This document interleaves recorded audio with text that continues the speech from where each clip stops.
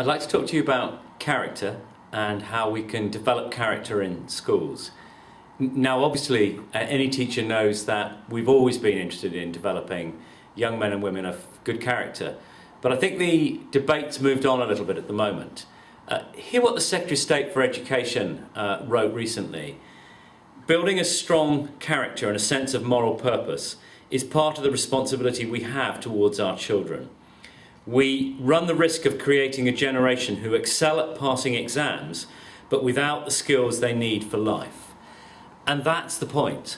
At the moment, we have a highly tested, some would say over-tested, nation of children and young people.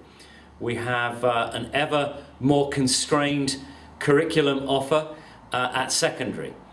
And at the same time, we're discovering some really interesting things about what character is and how we can cultivate it.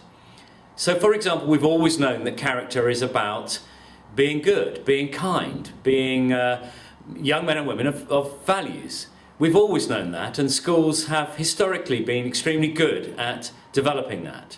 But there's another side of character, currently described as performance character, which are all those characteristics, capabilities that we can develop in children and young people that will help them get better at learning. And these are things like perseverance, like being able to self-regulate, like empathy, like collaborating with others. These are really important, powerful acts of what it is to be human. And we know how we can get better at this.